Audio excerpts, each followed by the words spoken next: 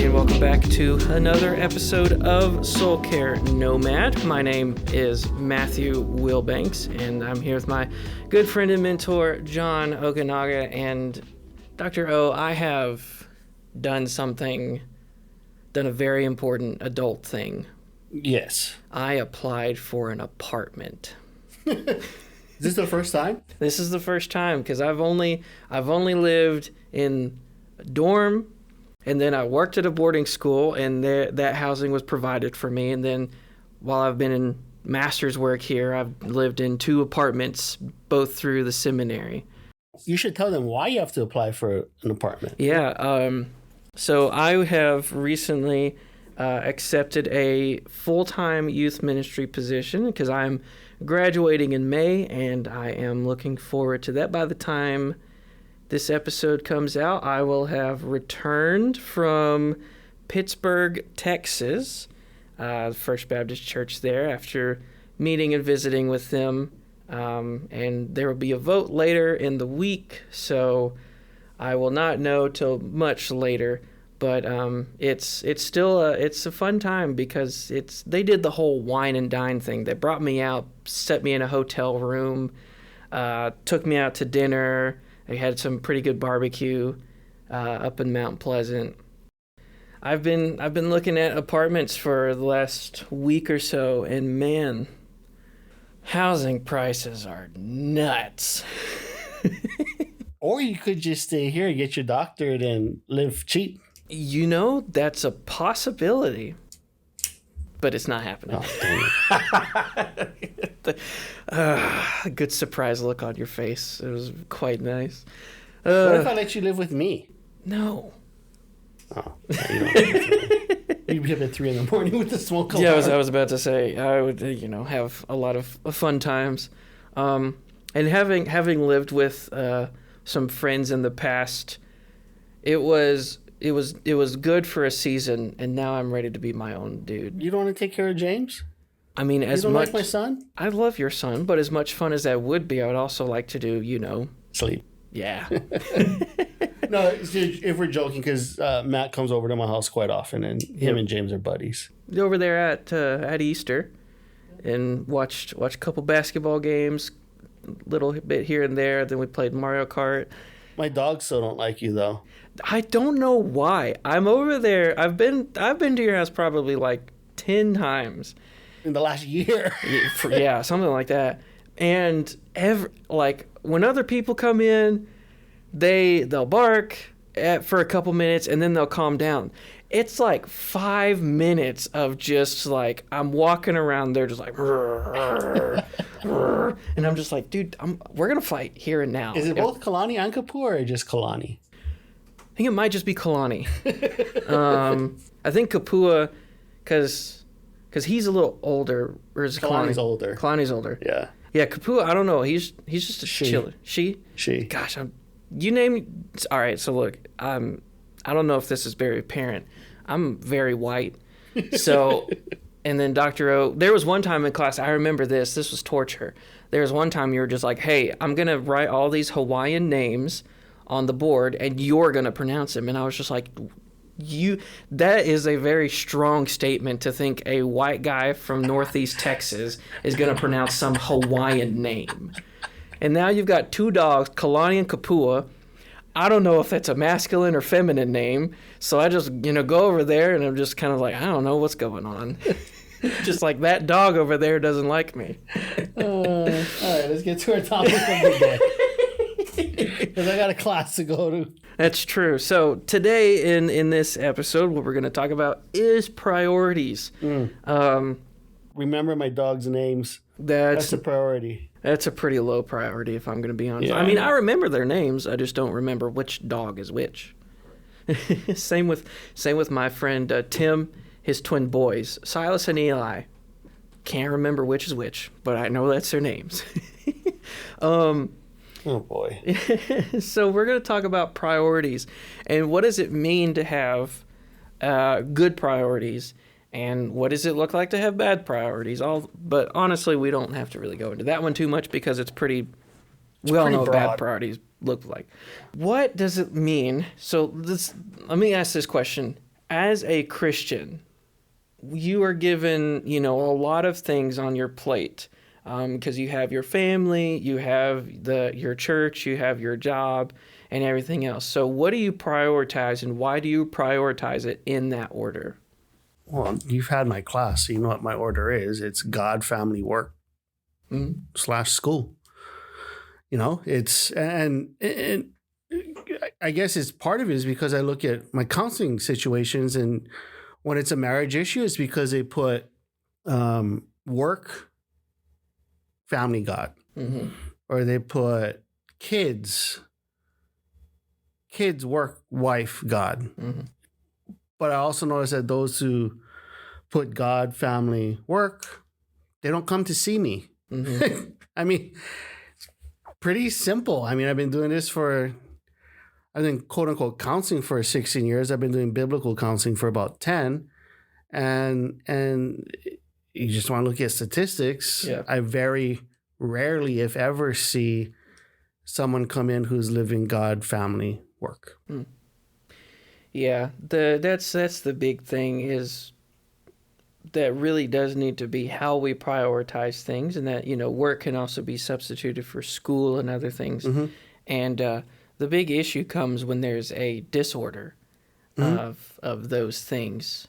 Yes. And I mean, I'm not perfect. In the last year or so, I've had to be reminded by my wife that I have put things out of order, that there might have been weeks at a time that I have not lived out God, family, work, and that I've made it work. Yep. And the pushback is, well, I'm doing it for the kingdom. Yeah. So it's okay. And Nicole is like, I need you, or James needs you. And by God's grace, I know that if my wife is telling me that, then I need to listen. And that when Nicole says we're going out on a date, or you need to go play with your son, or your son is saying daddy's working too much, that I put what I'm doing down and I go focus on my family. And we bought him a new little toy. Yeah. Pretty rad little. It's one of those little like Jeep cars that you can drive, you like get in and drive around as a kid. I always wanted those because I saw them at Walmart and I was like, oh, that looks so cool. See, when I was a kid, we didn't have, it was go karts, like gas powered go karts. And plus I lived in Hawaii. You don't have big fields. You don't have any of that. And I was only able to drive it when I'd visit my family in Georgia. And I would ride my cousin Lawson's go kart around their massive field. Yeah. And the reason I bring that up is part of it is like my justification, which is a wrong justification, is I work hard. I work on, I speak, I travel, I do all this stuff so that I can buy my son nice things. Yeah. That's been my justification. And as you've been to my house like 10 times, what does James have a lot of? He's got a lot of cars. He has a lot of cars. And I can't justify just buying my kids stuff because I'm busy. So we got it on Tuesday. I missed chapel, by the way. Yeah. I missed chapel because the instruction video said 30 minutes install time. Maybe 30 minutes if you're a mechanic or, you have all the right tools and you have a workbench and all this other stuff. Yeah. So I was like, oh, it arrived at 9, half hour, finish at 9:30. I'll get to work a little late, but I'll make it in time for chapel. No. I didn't finish until 11:30. So it took me about 2.5 hours.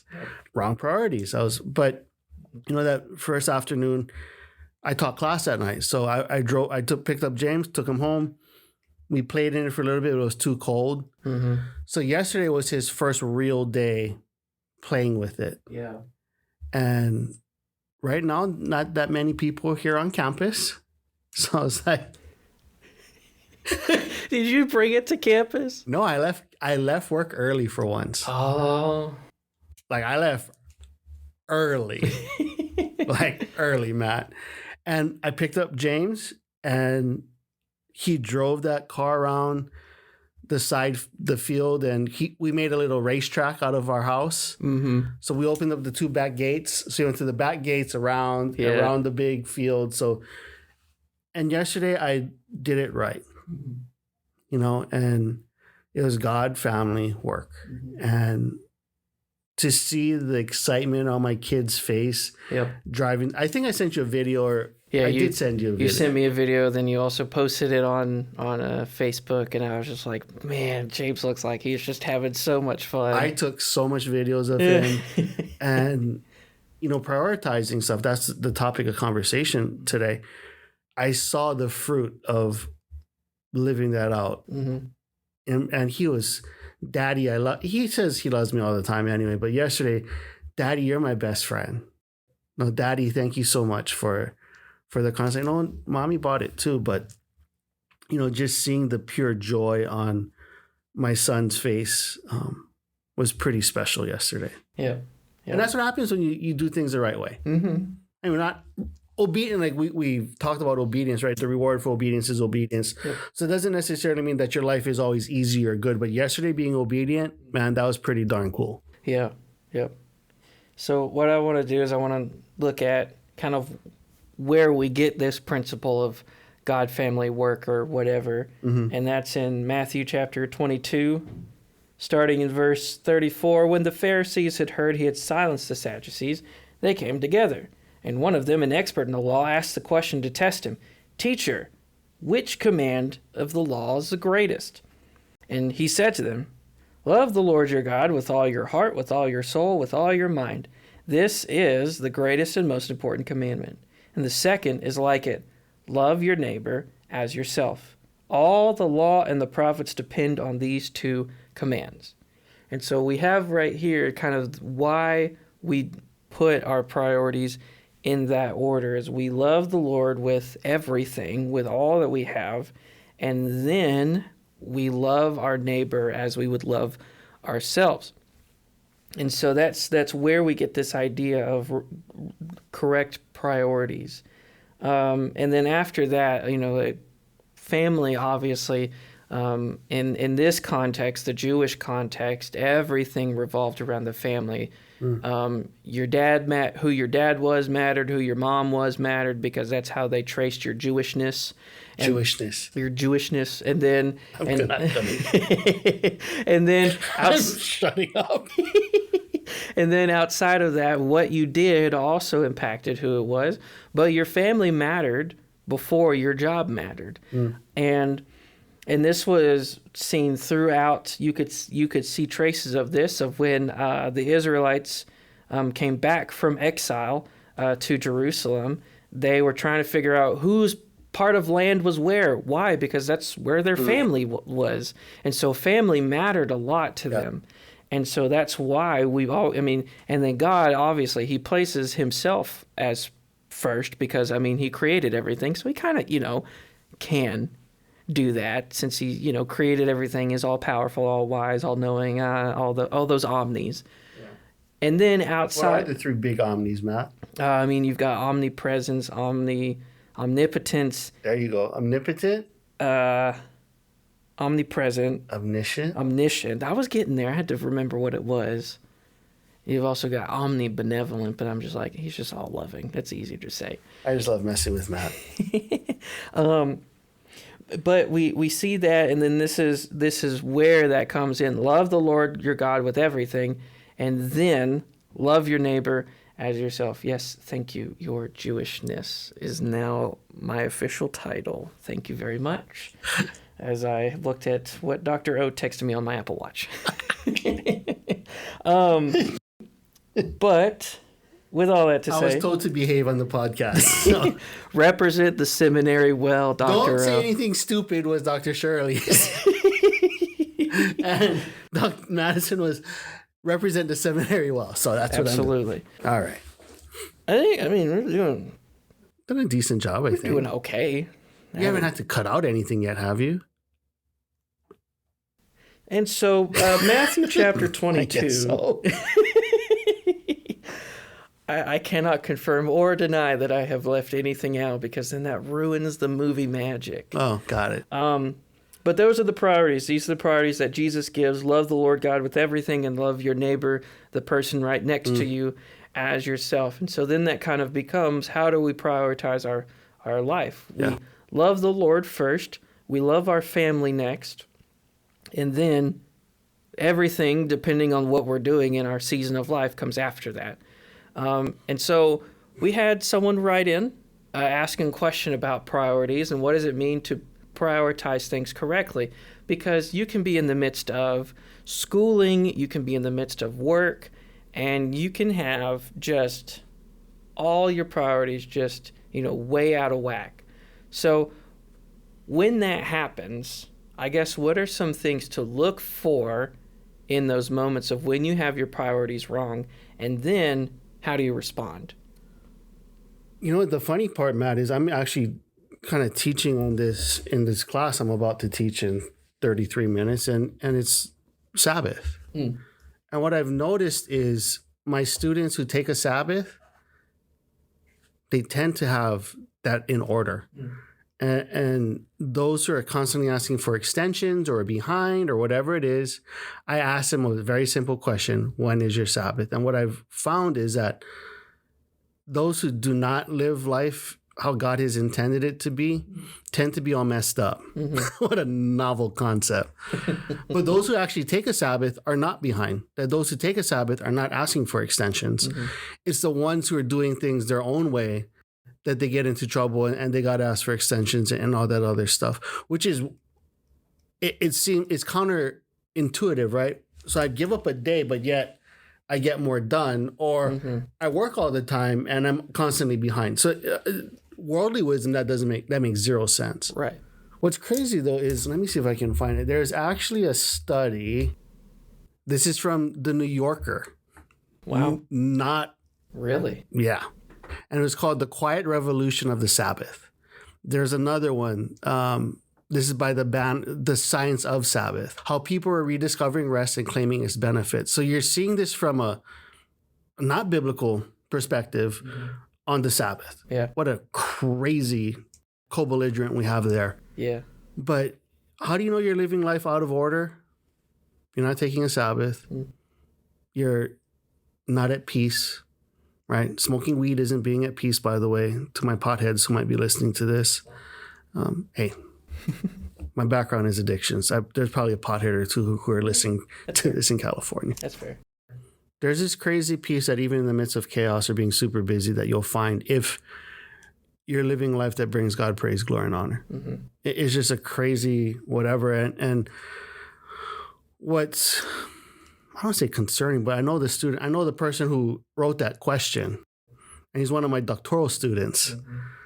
So maybe I need to have a talk with him after this podcast. So if you're listening, expect a phone call in a couple of days after this episode airs. You're in trouble when your doctoral work becomes your God. Yeah. Or your master's work becomes your God. Or your grades become your God. Or your promotion at work becomes your God. Or your kids' sports success becomes your God. Don't touch my sports, Dr. O. I'm touching my kid's gonna be the next fill-in-the-blank superstar. You just don't know that yet. Yeah, and I'm gonna be 155 pounds next week. I'm going back to pre-Nicole weight in a week. Yeah, it ain't happening. To burst all those parents' bubbles, percentage of athletes that become pro athletes, estimating the probability of competing in professional athletics is, now this is if you make it to college. If you make it to college, baseball, 9%. If you make it to basketball, 1.2%. Football, 1.6%. That's if you make it to D1. And how many high schools are there in the United States? That's a whole other question. High school to pro, how many will go? So high school to pro for men's basketball is 0.03%. Women's basketball, 0.02%. You ain't going to be Caitlin Clark. Football, 0.09%. Baseball, 0.5%. Men's ice hockey, 0.4%. And your sport, soccer, 0.08%. Yep. Not trying to crush anyone's dreams, but... I tell this to students all the time. I had one guy who I worked with at my former church, and he was just like, I just feel like, football's how I get through. I was like, man, I'm going to be straight with you. There is a good chance you're not going to get to D1. Mainly because, I didn't want to outright say this, but he didn't play football correctly by the fundamentals. Was he at least a big boy? He was a middle schooler. He's in high school now, but at that time he was a middle schooler. And then as he was a freshman, he was just like, I'm trying to do it. And I'm just like, man, I want you to know, sports are low on the totem pole of opportunities that you can get. Yeah, I'm not trying to be a dream killer, but I'm going to be a dream killer. Like, I wanted to buy an H2 Hummer. Mm-hmm. Nicole's coworkers are dream killers, but they're dream killers for the right reason. I think that's important, is we're not trying to crush people's spirit because it brings us some sort of sick satisfaction. I never want to tell my students, look, you're moving in the wrong direction. I don't want to tell them that. Mm-hmm. However, I know, like, the people I went to high school with, none of them are professional athletes. There is one guy from my high school that was there when no, he was younger. He was way younger than me, but he broke through the University of Kentucky's basketball starting lineup. Wow. Yeah, he was the last guy since a man named Drew Stubbs, who went professional in baseball and hopped around a couple teams, Cincinnati, Cleveland, and Texas, and Colorado Rockies. And that was when I was in elementary school, was when Drew Stubbs went professional. Yeah. So it's been, 20 years. But he now has a chance to make it to at least a G League team in the NBA, which is just cool. Like, that's, good prospects. Yeah. That's one. One. Yeah. We got to prioritize God over extracurricular activities. And that includes schoolwork. Mm-hmm. Shout out to all the parents listening. If your students are suffering in school, the thing you should not do is make them take even more tutoring and more classes. Because if they don't like school, they're going to hate school after you get finished with them. Yeah. School's not everything. It's and that's not. probably not what my school wants to hear right now. But, yeah. That's why I'm saying it, because I'm the one who's graduating soon, and also the student minister.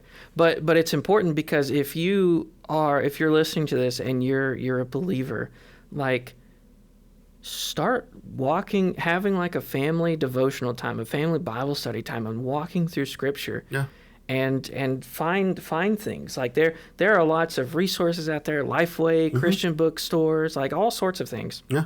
Even that one store, Mardel, who we don't like to talk about because, well, my older brother used to work at Lifeway, and he always considered Mardel as the enemy. So I don't like talking about Mardel. Oh, but there are lots of places you can find good Bible studies to just walk through your kids with. Yeah. And when you spend more time in the Word with your kid, mm-hmm. you'll actually get to know what they believe. Yeah. And because our beliefs impact our actions. Mm-hmm. And if your child believes that God created everything and he knows everything, then he's able to give them the ability to learn anything. Mm-hmm. And it's important that we teach our kids that. And it comes from just sitting down and spending time with them in the Word, not just sitting down and going, how is your school going? Yep. What can I do to help? Do I need to sign you up? I mean, can a tutor help? Absolutely. My little brother had a tutor when he was taking calculus in high school. Mm. And he graduated, and now he's looking at going into pharmacy tech, which is just like, good for you. I took one math class in high school, and I was like, I never want to do math ever again, which is why I went to a liberal arts college. But it's important to know that grades aren't everything. Yep. And especially for you as a parent, be careful about what you prioritize. Because if you prioritize the Word of God above anything else, you'll actually see some great benefits. And that means you might have to take your kid out of one or two practices. Yeah. You might have to say, hey, I'm sorry, we can't make it. He's going to lose his starting spot. I'm sorry, we just can't. That's fine. We can't compromise on this. Can we do a compromise? We did do a compromise So I then. thought. So, yeah, that's an important thing that a lot of times we miss Yeah. and overlook. We want our kids to succeed, and for those who are listening who are going through any sort of college, master's work, doctoral work, whatever, Dr. O and I want you to succeed. Yeah. But we want you to succeed in the areas that matter. And if you are not spending time in the Word, You're failing. yeah. And that's what we need to prioritize first. And we've already talked about what does discipleship look like? How can you implement it? And there are lots of things. One of my favorite things to do, this is something that a good friend of mine, Dalen Pearson, taught me, was to go through the book of Psalms every night, and you read what I think is 5 chapters. So let's see. Let's say today is April 15th. You look at the 15th Psalm and you read through it, and then you add 30, and then you go to Psalm 45, and then you add 30 and you go to Psalm 75, and you add 30 and you go to Psalm 105, and then you add 30 and you go to Psalm 135. And so you read those Psalms, and then you find one and you pray through it. So we'll just go, I'll just do this example of just Psalm 1, and this is what it'll look like. So Psalm 1 says, "How happy is the one who does not walk in the advice of the wicked, or stand in the pathway with sinners, or sit in the company of mockers. Instead, his delight is in the Lord's instruction, as he meditates on it day and night. He is like a tree planted beside flowing streams that bears its fruit in its season, and whose leaf does not wither. Whatever he does, he prospers." So let's just take that little bit. What does praying through it look like? This is what it looks like in my life. Lord, you say that I would be happy and blessed if I stay away from the advice of the wicked, or stand in the pathway of sinners, or sit in the company of mockers. But Lord, it's hard for me to avoid that because it's where I find comfort. So I pray that you would help me to instead find my delight in your instruction, and give me the desire to meditate on it day and night. And Lord, your word says that if I do this, I would be like a tree planted beside flowing streams that bears its fruit in season, and my leaves will not wither. And Lord, your word says that whatever I do, I will prosper if I am planted in your word. And then I would just, the outpouring of my heart flows from that. But I make that psalm my prayer to the Lord. And that's something you can teach your family. That's something you can do with your family. And I've seen, I've recognized in my life the pattern of whenever I am in the Word, and I am in it not just because my schoolwork dictates it, but I'm actually studying and I'm walking through it. Yeah. I find that, my life, it's a little easier to make certain decisions. It's a little more easy because I'm already thinking about it. Now, does it mean everything about my life is easy? No, because I'm making some difficult decisions. But these decisions that I make, the answer appears to be more clear because I'm already dedicating my time to seeing what God has for me, and that becomes my life. And so that's why we want to do that. Jesus didn't just say, love the Lord God, because that might make your life a little better. I don't know. I haven't tried it yet. That was the pattern of his life. Yeah. He woke up early in the morning, went out, spent some time alone in prayer, and then came back to the rest of, his disciples and went about his day. Yeah. And if Jesus had to do that, so do we. I think so. Just not what So, Dr. O, do you have any last thoughts? My chair is falling apart. Sorry. That's beautiful. I need to get a new chair. priorities. Don't be stupid. Mm. You know, and I'm saying it tongue in cheek, but ultimately we know, most of us know what we need to do. Mm-hmm. You know, we ask, why do you listen to this? We're not telling you guys anything new. You know what you need to do, so just do it. Yep. You know, but if you need help navigating what that looks like practically, reach out to us. You know, we have female counselors that can help you. We have male counselors that can help you. Yes, this is a resource for biblical counselors, but if this is the first time you're listening or you need help, reach out for help and we can get you the help that you need. Yep. And the nice thing is with Dr. O being a part of ACBC is he has people in every state, so many countries. He can just say, hey, I need help with someone in this area. Do you know anyone? Yeah, and you know, I have 10 years worth of Southwestern graduates as well. Mm-hmm. Not just ACBC, but 10 years worth of SWIBITS graduates, either as a colleague of mine or students of mine as well. So it's not just ACBC. Yep. ACBC is easier to get connected with, but you know, if I know someone in a certain state, I'll probably defer to one of my former students before I'm going to defer to ACBC. As much as I love ACBC, but yeah.